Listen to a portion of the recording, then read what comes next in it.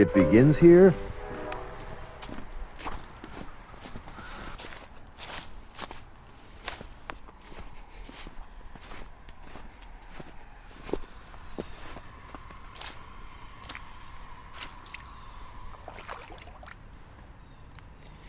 I'm standing in the Salmon Falls River. It's a tributary of the Piscataqua River.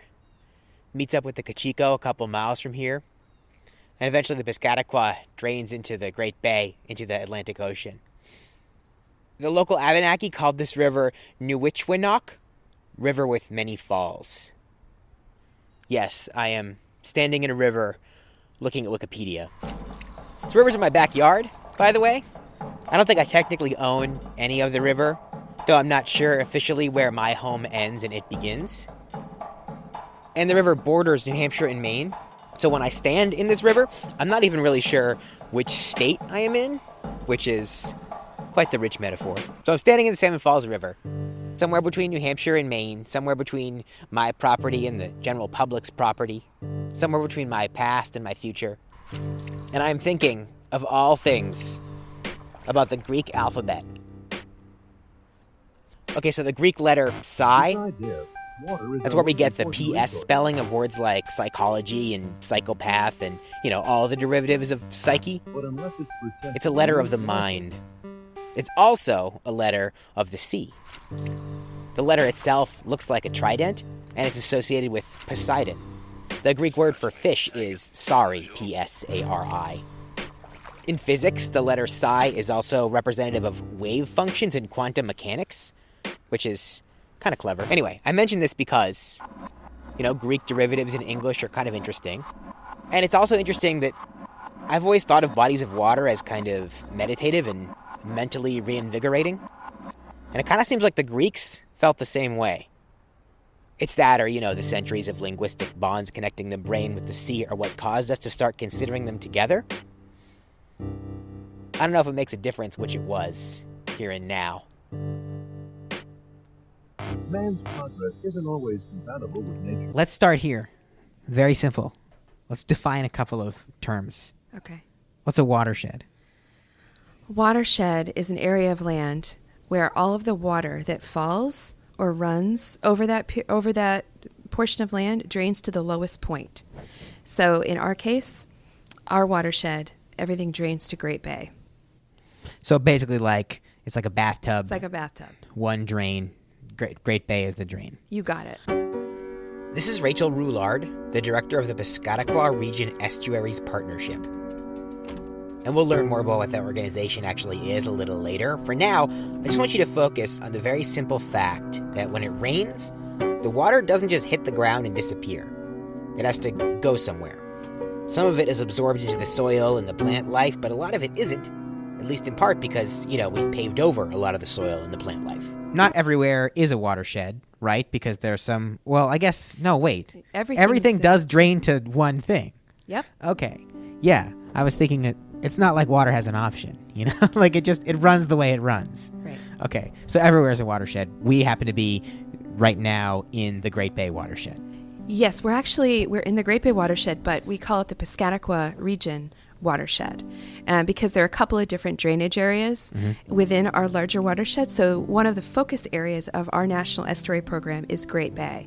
We actually have two estuaries that are in our study area as part of the Piscataqua region. One is Great Bay and one is Hampton Seabrook. Okay, so let's do another really easy thing to define. What's an estuary? An estuary is where salt and fresh water mix.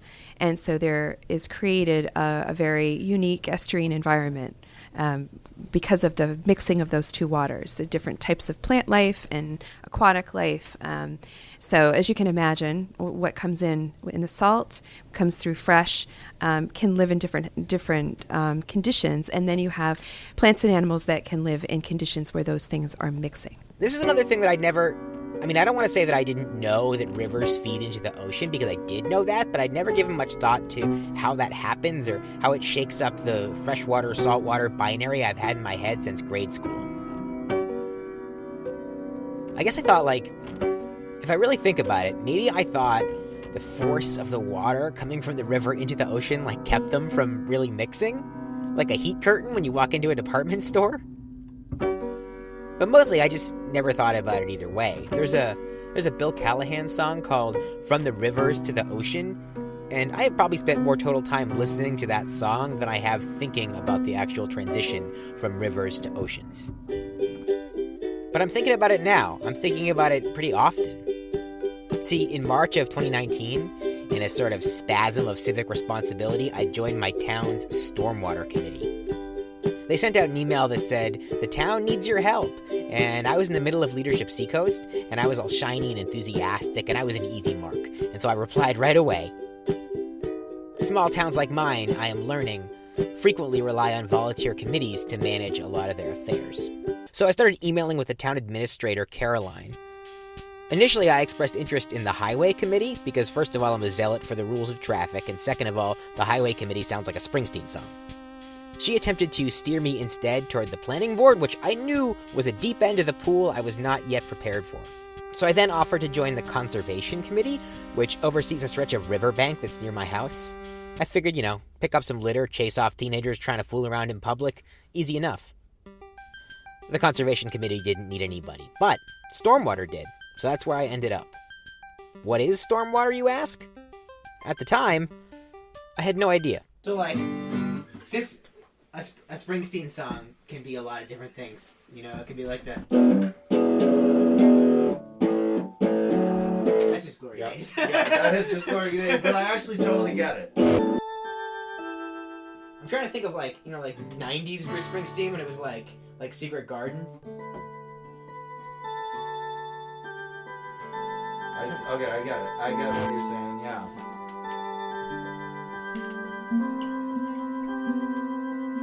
If we're talking Highway Committee, okay? I feel like it has to be about budgets being slashed. Yeah. Okay? Well, the budget's being slashed. Now down the highway. Me and Wendy, she says,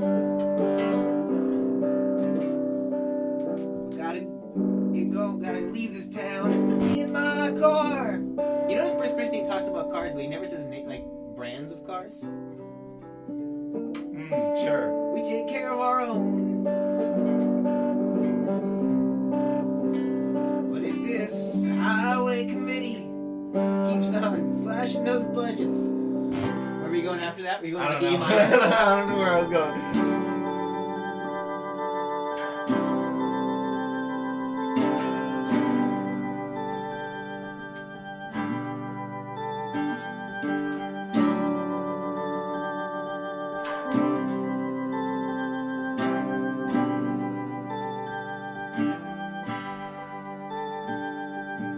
That's actually pretty Springsteen-y right there. It is pretty The Springsteen. quality of our lives is inevitably linked, for better or worse, to the quality of our environment. So in 1972, Congress passed the Clean Water Act. So the Clean Water Act is what the nation did to clean up all of the water. So, you heard about Lake Erie catching on fire, and there were all these environmental disasters, and there were all of these companies that were discharging pollutants directly into the nation's waterways, rivers and streams, and people were very sick, and rivers would run colors and all this other stuff. And so in 1972, they said, that's enough. We're going to start regulating any discharge into public waters, into the waters of the United States. So that was the Clean Water Act. And then in 1987, Congress said, we have these very special areas, these unique areas called estuaries, and we want to protect those too because of the value of those environments to our coastal systems, and also in terms of the natural resources that they help to provide that have economic benefit. So they created the National Estuary Program, and they established 28 programs across the country. So they identified Great Bay and Hampton Seabrook as being estuaries of national significance. Oh, they're cutting the budget. Now I'm modern Bruce Springsteen. All right, so monthly highway committee met there. Oh no, I guess it's gotta be the committee. You can't give it all away right away. So it's like Committee. the monthly committee meeting happened last Tuesday night.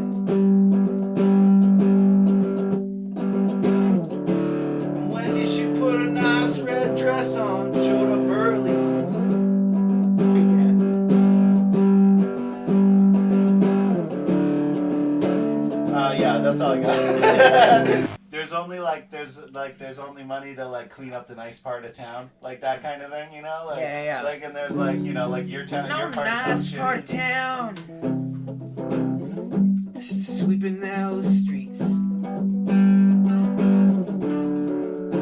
Cleaning up all the garbage and all the fallen leaves.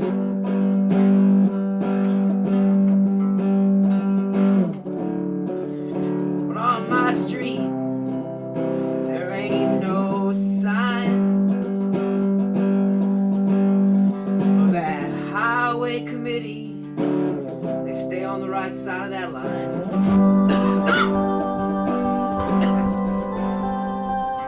So, this is a documentary on the environment. So I went to my first Stormwater Committee meeting determined not to ask, hey, so what's stormwater? Which meant that I really said almost nothing at all. And everybody else spent most of the meeting talking about dog waste. Now, I am a civilized gentleman unaccustomed to discussing these matters in public, but it turns out when you talk about stormwater, and ultimately when you talk about the health of water bodies, you end up talking about dog waste a lot. All right, let's back up a little bit. As we've established, when it rains, the water has to go somewhere. Water. But in an urban environment with mostly impermeable surfaces that don't absorb water, where does it go? Into storm drains. And the technical term for them is MS4, which sounds like an early beta version of the LA-based gang, but actually stands for Municipal Separate Storm Sewer System, MS4. And when an MS4 is near a body of water, chances are it drains directly into that water. This is exactly the case in downtown Rollinsford, which sits right on the Salmon Falls River.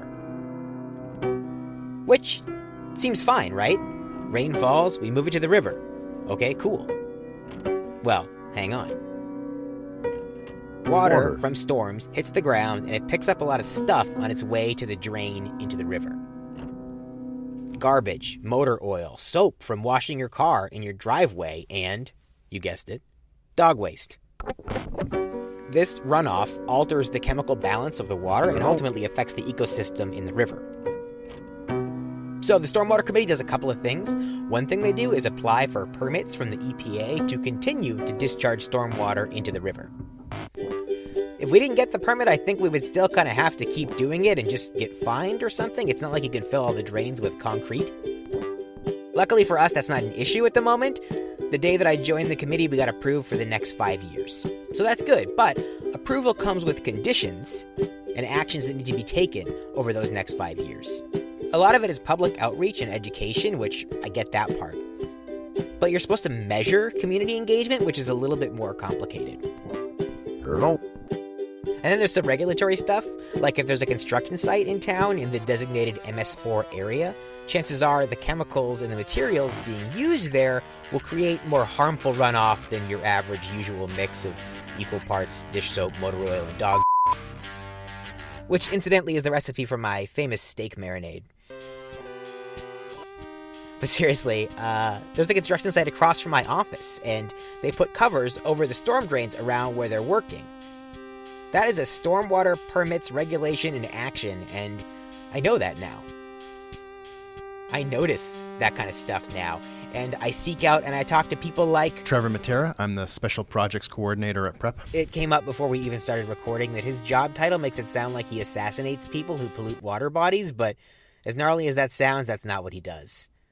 And as we will learn, if that really was his job, he'd mostly have to kill dogs. I do a whole host of things, and I'm sort of a jack of all trades, being either working on, website management and some IT, doing a lot of policy and restoration work, facilitating groups when I need to. But I would say a lot of the focus right now has been on the actual management of different special projects, and one of the big focus projects we've had recently as of this year has been our Every Drop campaign. Okay, so I got interested in PrEP through a few different avenues at once, and one of them was this Every Drop campaign that Trevor just mentioned. At my second Stormwater Committee meeting, we looked over some pamphlets intended for public distribution, pamphlets that talk about responsible gardening practices and septic tank maintenance and guidelines for fall cleanup and leaf disposal. Mailing these pamphlets out to town residents would help us meet the public outreach requirements stipulated by our EPA MS4 permit, and they'd been created for that exact reason by a project called Every Drop. And it turns out that Prep had a big hand in preparing those Every Drop materials, and Trevor is their man on the ground. But he wanted to stress that Prep was not the only group involved. Is this a project, a campaign that is wholly run by Prep? No, absolutely not. And actually, we've been really trying to make that distinction in that Every Drop. I'm glad I asked. Every Drop wasn't started as a Prep project, and it really isn't a Prep project now. Prep acts as a backbone to it, but it's actually a huge collaboration between just a number of organizations on the landscape. And it was started really because a lot of these organizations are doing very similar work when it comes to water quality. And so there were two factors that we felt were really missing. A, we have a small area with a lot of actors on it, and there's a lot of competing messaging, or not competing messaging, it's all very complementary messaging. But it gets really busy and really loud because a lot of people are fighting for eye space and ear space and just your attention. In a lot of cases, a lot of these actors, Prep included, are very science-based, and we speak a very technical language, and we do try to bring it down to really help different communities and things. But there's an audience of really just the average Joe homeowner who might just, totally tune out the noise, or maybe they really want to get involved and they just don't know how. So Every Drop was really created as a brand to really reach people where they are, and to not only reach people that are really interested in making a difference, but also reaching people that care about clean water but don't realize they explicitly care about clean water. So the avid fisherman, for instance, really cares about fishing. His life is just getting up when the sun comes up and fishing all day. And clean water really affects him, even though he might not think about it. And there's actually very small things he can do in his life to make a difference. So it was really created to speak to an audience like that.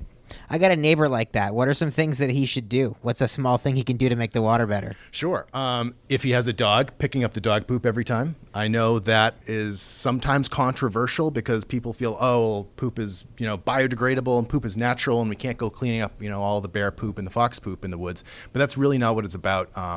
There's a lot of dog poop in the watershed. There's just a lot of dogs. They create a lot of waste. And it transports bacteria and nitrogen into the water. So being able to pick that up and taking it out of that water stream is really important. So that's just one little thing. Yeah, I think in Rollinsford, I don't know that our count of dogs is correct, but there's one dog for every two people in Rollinsford, and there may be some dead dogs still on the books. But the other thing people don't think about too is that bears and deer don't eat like Rachel Ray grain-free. You know what I mean? Like it's not coming from the same environment. They're not eating something from the woods. Yeah, I mean, absolutely. My dog eats a lot of stuff from the woods too, but like. It's only supplementing her diet. I'd like to just clarify that I don't actually feed my dog Rachel Ray dog food. I feed her a much cooler dog food, which is called like Taste of the Wild or something, and it has flavors like bison and Alaskan salmon and is much fancier than Shosh deserves, and she'd much rather eat literal garbage anyway. But the point still stands. There's no bison or Alaskan salmon in New Hampshire, and it turns out that I was mostly accidentally hinting at a much more general issue when it comes to protecting the environment, which is something called nutrient loading. We don't grow our food here. We don't eat the food that we're growing in our backyard. So we import food, and then the food leaves our body in the form of nutrients. And so those nutrients go somewhere. They go into our water. They go into our systems. They get discharged through those systems. So we have an enriched system with lots more nutrients that we're importing. And then we put it on our lawns. Right. In the form of fertilizer. So there are lots of ways that we utilize nutrients, and those things get in the system. And what happens is when you have lots of nutrients, lots of things love those nutrients, and lots of things like to grow in water that's nutrient rich. So you have to have some, but when you have too much, some nuisance plants like little algae really thrive in those environments. And when you get lots of little algae in that environment, it blocks light and it limits oxygen. And those are two things, light and oxygen, that eelgrass need and other species need in order to survive and thrive. So ecosystems and estuaries all over the world are seeing this, and that is the most common reason and consistent reason, even in New England, for the die-off of eelgrass. Let's just talk about eelgrass for a minute here.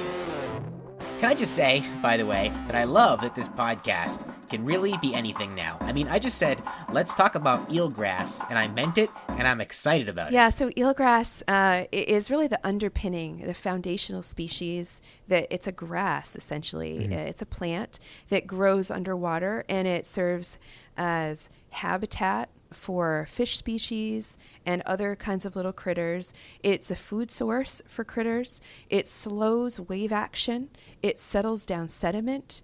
It does so many things to help clear the water and provide places for critters and food sources for us to live. So without eelgrass, you don't have habitat for these animals at a basic level, and we've lost a lot of our eelgrass. So one of the things that we do is annually we take a look from the sky. We get aerial imagery, and we fly over the whole system, and we get really high quality imagery that will show us where eelgrass exists. And then we go out in boats and kayaks, and we do a ground truthing. So we look in the field at what we're seeing in pictures to verify that the eelgrass is there and how much is there and how healthy it is.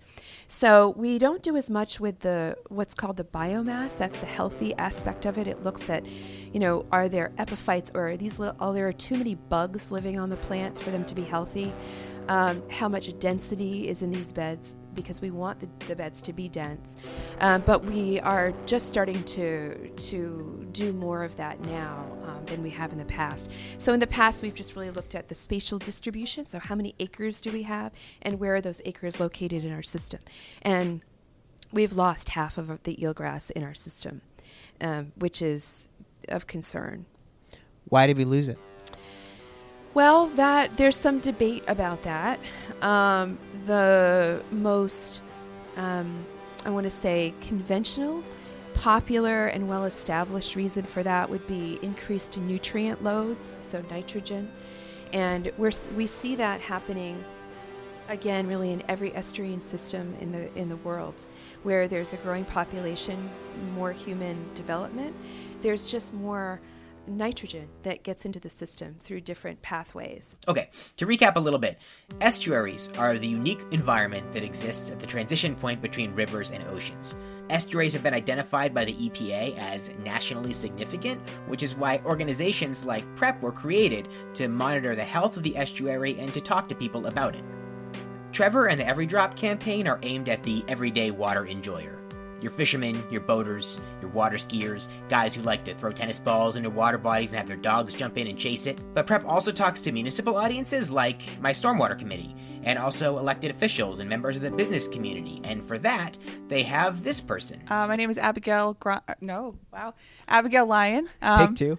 And I am the Community Technical Assistance Program Manager. And I just got to point out, to me, this is a sign of a very focused person. Abigail is so heavy into the cause that she briefly forgot her own name. So my primary goal is to work with our municipal audience and really the communities at large.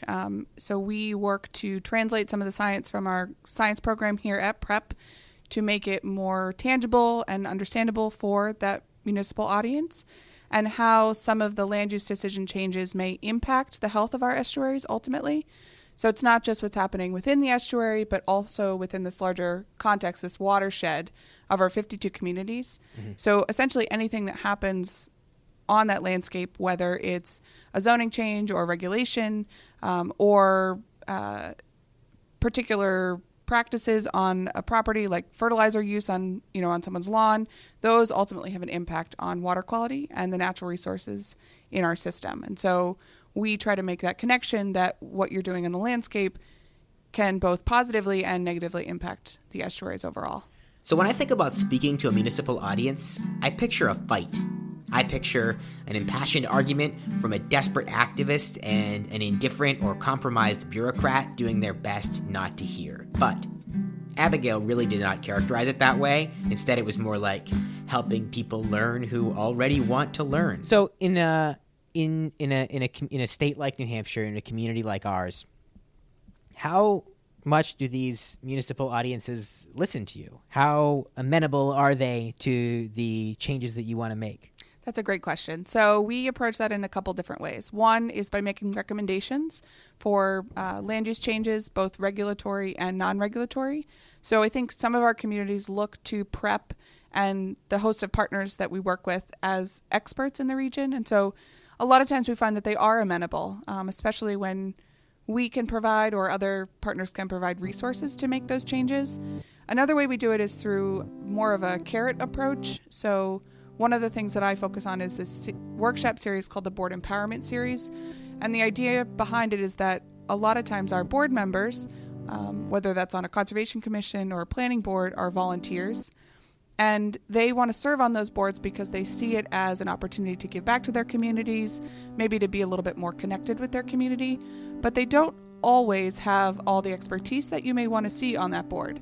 And so by providing them with training, our hope is that we can empower them and create safe spaces for them to learn more about ways that they can protect water quality, ways that they can protect natural resources, the wildlife, things that they really value in their community.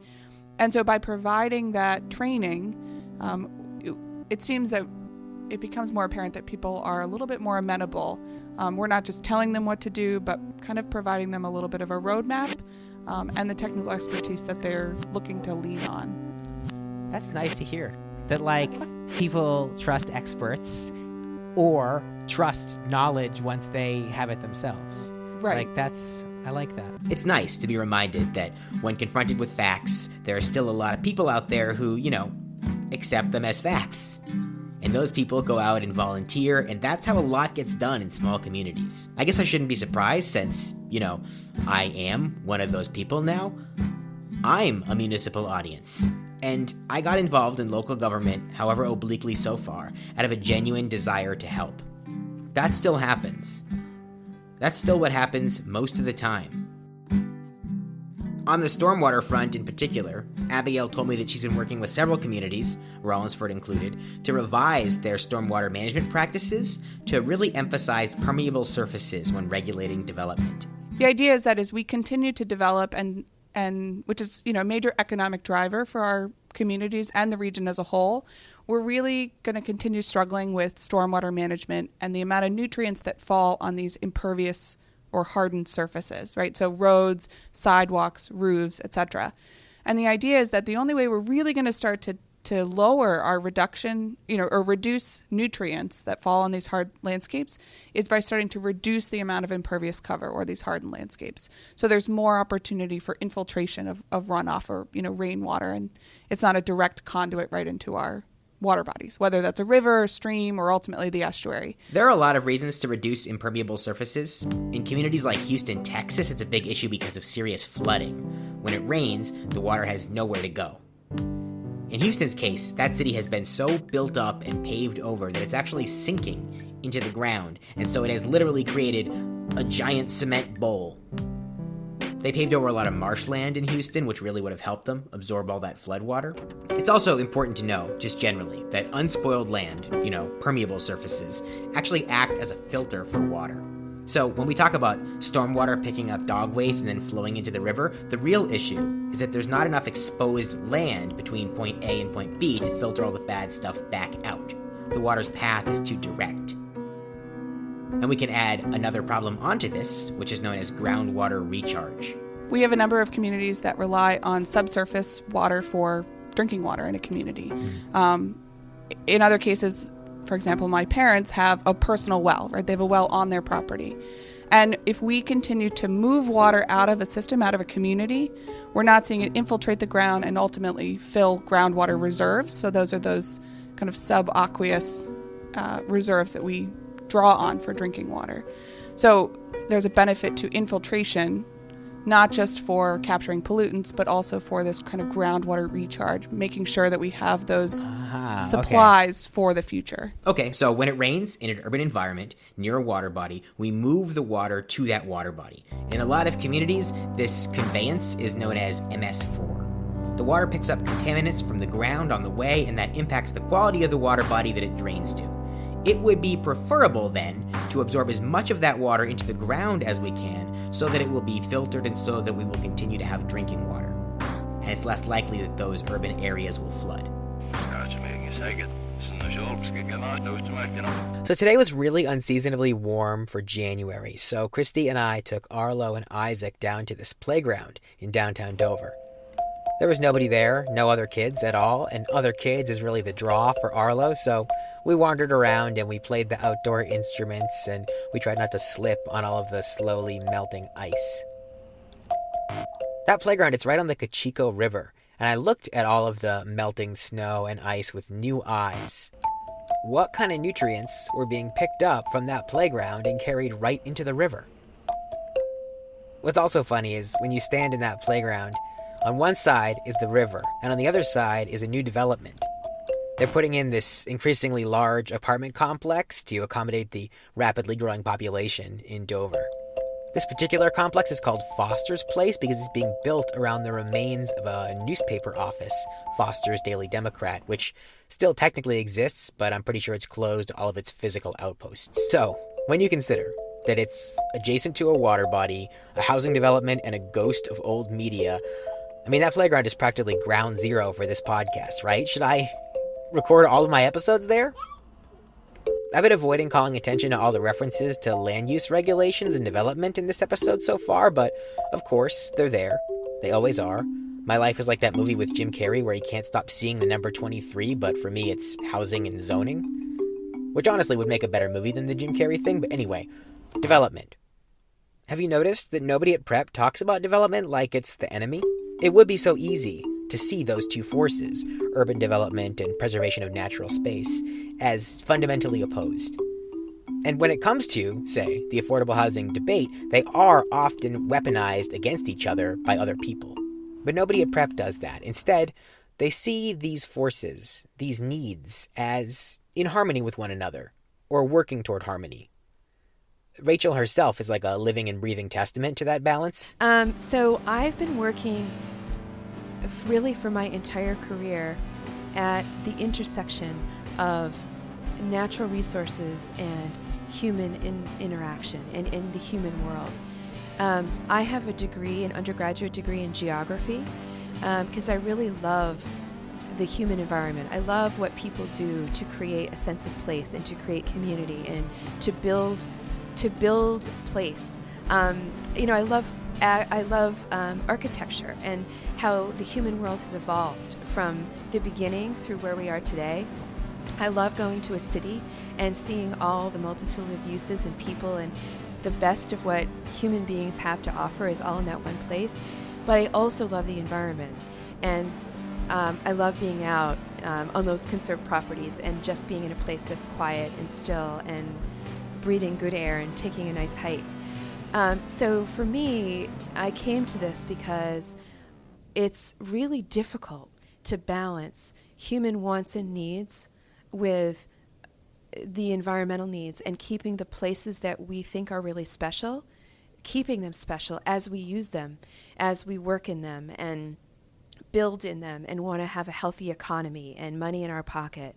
How can we do that and have a place that's clean and healthy and that we want our kids to grow up in? So I came to this because there's, it's in managing those needs together. It's the balancing act. I love the balancing act. It's hard. It's really hard, challenging work every day to find that balance. And everybody has a different idea of what that balance looks like. And for me, I love understanding that, the variety of people on our management committee and people who live in this region and how they think that balance should look. Some people think it should be all land conservation, and some people think we should just develop everything. And it's somewhere in the middle, and it's an ever-changing, evolving kind of area to work in. So that's what I like about it. When did you figure out that's what you liked? Like, how long did it take for you to be able to articulate that? Because actually, not that long. I used to be an economic development planner in Boston, and I would redevelop sites that had no longer had use or were brownfields, so had pollution on them. Mm-hmm. That had to get cleaned up. And my job was to figure out how do we make How do we get the highest and best use out of redeveloping this property? And I thought, yeah, we really messed this up, but it's in an urban environment, and so we have to make it work. How can we do this so that we can redevelop it so it can create jobs, provide tax revenue back to the state, look really nice, offer something to people who are walking by, and also not continue to pollute? How can we do that? It's a multi-dimensional challenge, and I thought that was cool. And that was when I was like 27. So I knew it then, but I think, and I've always picked jobs and been in work that's allowed me to do that. I love that. That's great. Yeah, it's cool. It's hard. It's really hard. Every day is a challenge, but it doesn't get boring, that's for sure.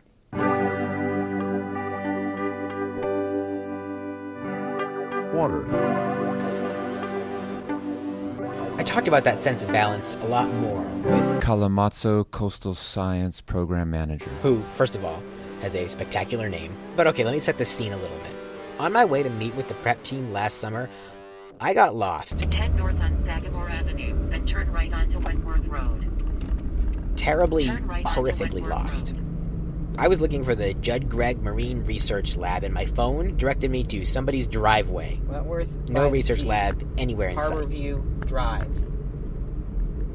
I'm looking for a research complex. It shouldn't be that complicated.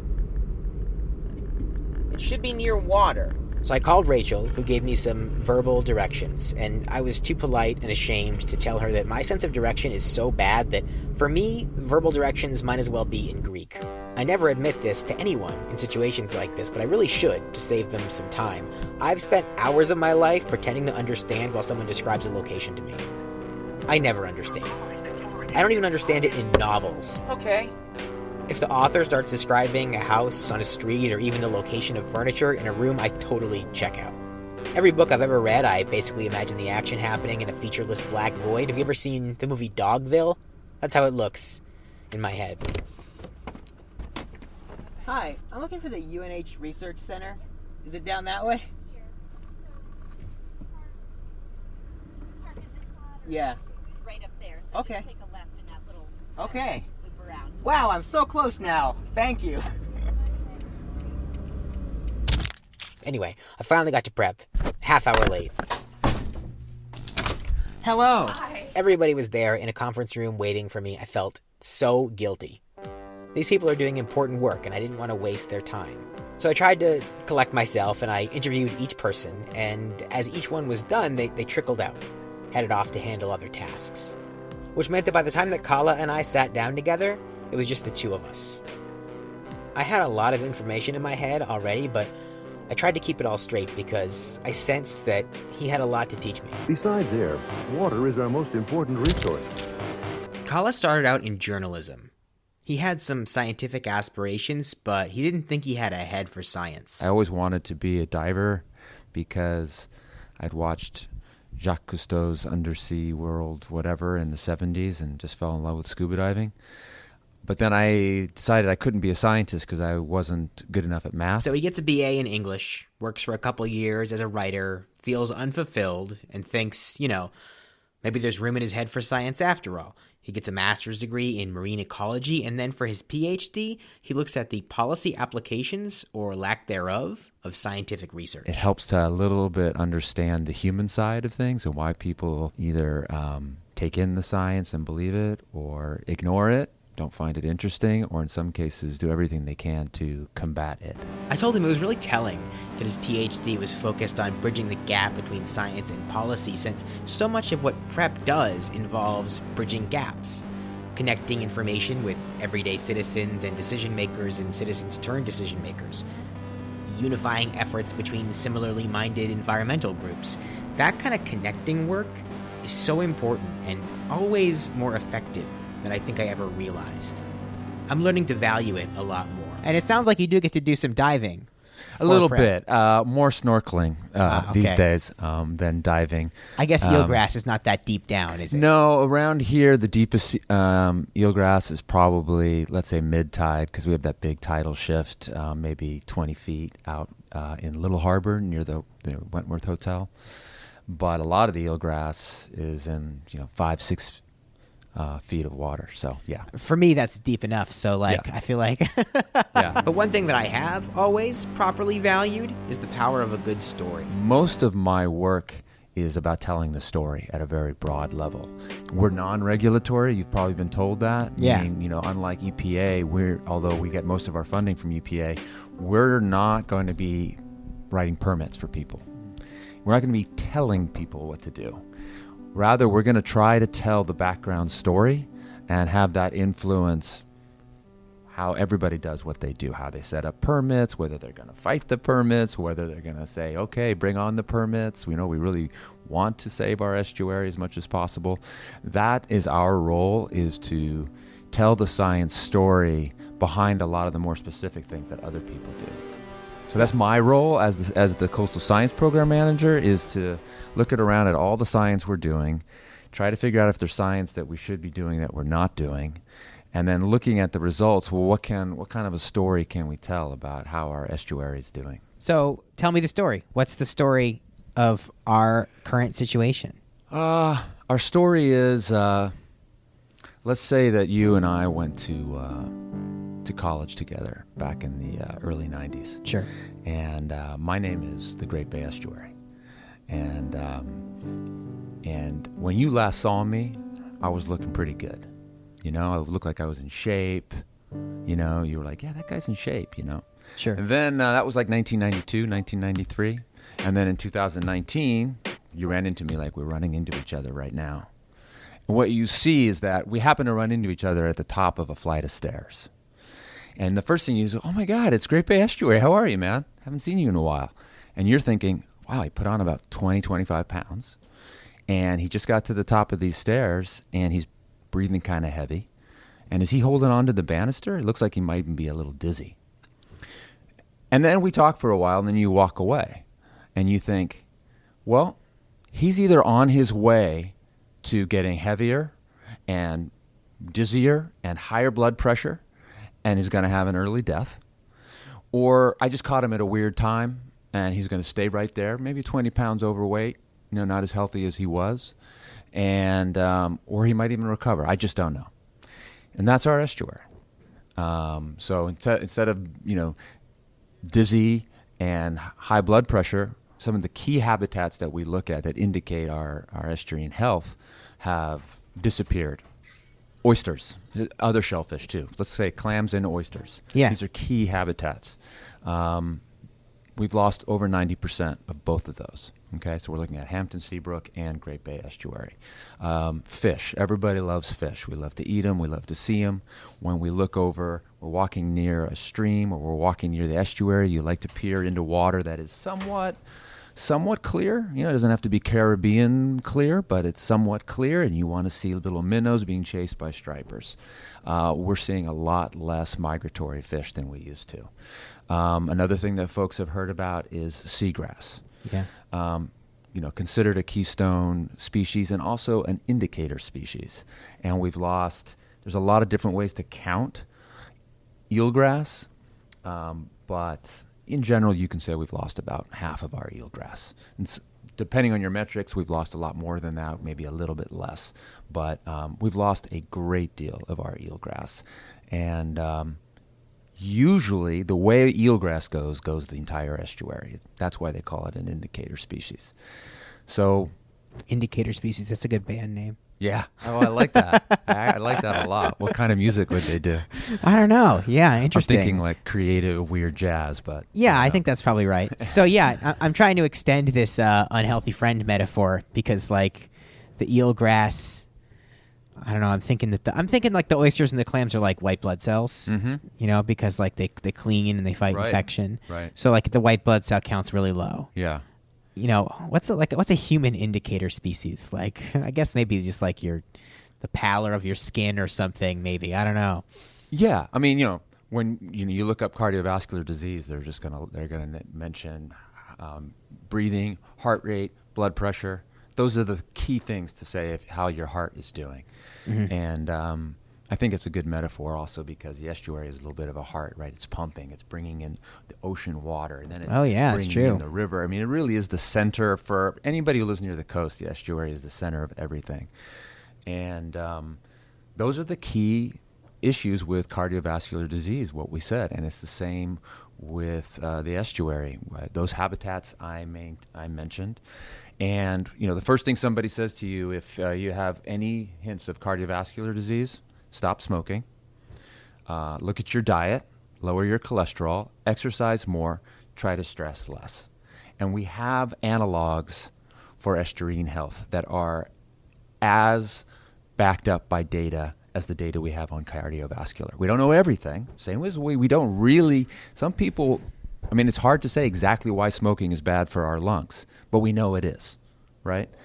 And it's the same with estuaries. We know that the main reason estuaries tend to fail, the main reason worldwide is as more people move into an area, we get more nutrients, from fertilizer and human waste and everything else, and we get more sediments, which is just a fancy word for dirt. And those two things get washed into the estuary. Lo and behold, you start to get poor water clarity. When nobody can see what's going on in the water, then the plants can't photosynthesize. Oysters are getting covered up by sediment. There's a lot of efforts right now to bring oysters back through restoration. And they're having to come up with really creative methods because they just get covered up by sediment. So just as we have real clear guidelines for how to handle cardiovascular disease, we have real clear guidelines for how to handle estuarine disease, if you want to call it that. And that is lower nutrients, lower sediments, lower toxic contaminants as well, like heavy metals and all these new emerging contaminants like folks have heard about, microplastics and growth hormones getting into our system, things like that. We've got to lower all that stuff. The trick is, and this is the question everybody's asking, how much? How much do we have to lower? Mm-hmm. And that's not a question that has an answer yet? Doesn't have as specific an answer as people would want. And you totally get why people want a specific answer to this. Because by people, I mean municipalities. And municipalities have a lot going on, right? They got schools and roads and mental health facilities and law enforcement. And they're sitting there laboring over their budgets, and they're sort of like, well, just tell me exactly what I need to do. But we can't, because that requires a level of data that most systems don't have.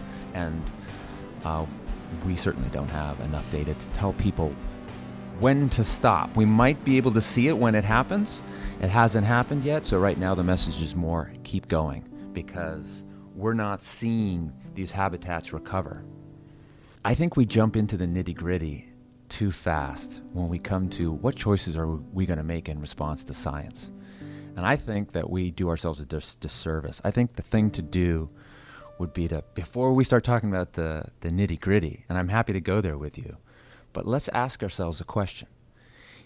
In an uncertain situation, what are we going to do? If it's uncertain, does the tie go to the runner? Does the tie go to the guy throwing from second base? Does the tie go to the environment, or does the tie go to our money, to wallet? That's what we have to ask ourselves. Because sooner or later, we are going to get to a point where we look at you and say, I can't give you the answer to that. And then we all, as citizens, have to then say, okay, when you get to that point of uncertainty, I want you to err on the side of protecting the environment, or I want you to err on the side of protecting our budget. And I would be more willing to spend money on schools and law enforcement than the environment. We have to let people know which of those. You could probably tell what I believe. Well, I work for an environmental estuarine organization, but I don't write the rules. You could feel differently. You could feel like, you know what? Yeah, this eelgrass stuff sounds cool, but I care about schools more. I care about law enforcement more. One word that I think is overused in our current political moment is existential. Every time Trump issues another executive order or gives a deranged speech undermining his own government, pundits love to say that he's posing an existential threat to our democracy. tacking existential on there is annoying for a couple of reasons. First of all, because it so strongly evokes, a freshman film major, but more importantly, it's annoying because it actually undersells the issue. What he poses is just a threat. It's more than an existential one. Liberal elites are so concerned with our norms, which is of course another overused word in our political moment. They're so concerned with the philosophical questions posed by Trump that the whole thing turns into a thought experiment. Meanwhile, real people are getting hurt. Sure, it is an existential threat, existential in this case meaning just pertaining to existence, but it's also just a regular old threat, and we ought to lead with that. Anyway, I guess I'm thinking about the word existential because it really does apply to the conversation that I'm having with Kalle here. How does a community decide what it values, and how do we balance our priorities in a way that properly reflects that? How much do people really consciously consider what they want? In the immortal words of Third Eye Blind, how's it going to be? Prep's notion, then, is not really that people need to be convinced so much as helped along on that journey of understanding and value clarification. A phrase they use a lot is meeting people where they are. And different people are in different places. Abigail knew exactly where to meet me. Craft beer. So I think we can say, everyone wants clean water, but I think there's a disconnect in how people identify with water. They may be surfers and out on the water every day and have a more direct connection with water. They may be local foodies or craft beer enthusiasts, and there may be a gap there that they don't realize that clean water really benefits their particular hobby or interest, that value that they hold dear. So you can't make assumptions, and I think that can be a little tempting, but you really need to talk to the people. We rely a lot on our partners who are doing very similar work, through workshops and evaluations through those workshops. I think the craft beer one in particular, we're just kind of watching the market in our region because we know that that's booming and continuing to expand and drawing people to this region for it, not just to live here, but to visit. And so it's kind of a shining example or an opportunity. And the nice thing about kind of the work that we do is we're always flexible. So if new things arise, get a better understanding of a particular value that a community is interested in or a group of people, because community doesn't have to necessarily mean like a geographic border. The Seacoast in particular is one community, that it kind of extends beyond those more political boundaries. When you are crafting the message of a piece of a pamphlet or an Instagram post for every drop, who is the intended audience? And, when you talk about meeting people where they are, what is that different from before? Or is this strategy, is the Everdrop strategy different in terms of its approach to trying to get people to change their behavior? I think it is. And I think it is because when we are crafting material for Everdrop specifically, we're really trying to think about the audience that would care about that material. So, for instance, if there's material about boating, you're really trying to get inside the minds of someone that would care about boating, and that's it. They don't care about, might not even know what the estuary is. They might not know about all the eelgrass and the oysters that we're trying to save. They might not know about the zoning that's going on in their community trying to help clean water. But they care about boating. So I think that's how you start crafting messaging. And the same for fishing, the same for going to the beach. You're trying to think about the audience that actually cares about that interest, and then taking that one extra step and linking it to the clean water that we're actually trying to get to. We're saying, hey, by the way, you enjoy this, and you do, and that's why you're reading this blog post about fishing. But did you know there's little things that you can do in your life to protect the water that protects the fish that you care about? You are definitely right that boat guys only care about boats. So I feel like it's the right way. It's the right approach. A couple months into my tenure on the Stormwater Committee, we held our first public hearing. It was a meeting to inform the residents of Rollinsford about the stormwater management plan and the requirements that we were now subject to over the next 5 years. These interviews that you just heard, they just happened, so I offered to speak at the meeting about some of those personal steps that have been coming up repeatedly in today's episode. why you need to pick up that dog waste, why you should be responsible with fertilizer, what higher levels of nutrients in a river mean for wildlife. I'd learned some more on my own, like, did you know that dead leaves are a significant source of excess phosphorus in urban stormwater? Phosphorus! Who knew? Not me. But I know now. So I was pretty jazzed about the meeting, and full disclosure, one person came. One member of the public, I mean. There was like 6 or 7 of us on the stormwater committee, so the thing ended up looking kind of like a co-op interview or like a review of somebody's doctorate thesis.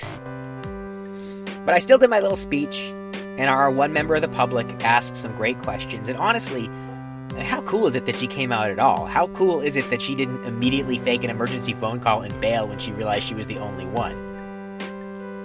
That is 100% what I would have done, for the record. But this is the thing. Getting involved at the local level, listen, it is going to be weird. That's just a fact. It's going to be weird. You can push through the weirdness, but it is going to be weird. And if you're as uninformed as me at the start, it's going to be hard to keep up. But it's still worth doing. Thank you to Rachel and Trevor and Abigail and Kalle for talking to me today and for forgiving my lateness. Thanks also to Lori at Leadership Seacoast and Caroline and Paul and everybody else on the Stormwater Committee. Technically and thematically speaking, this is the end of Season 5 of the last podcast, but we've got more episodes coming up pretty quickly. Thanks for listening. If you have any questions or comments, you can now call the Last Podcast's hotline at 978-566-1704. It's just a voicemail box, and it would be great to hear from you. Recordings from that mailbox may be used in a future episode. Your call has been forwarded to an automated... Have a great day.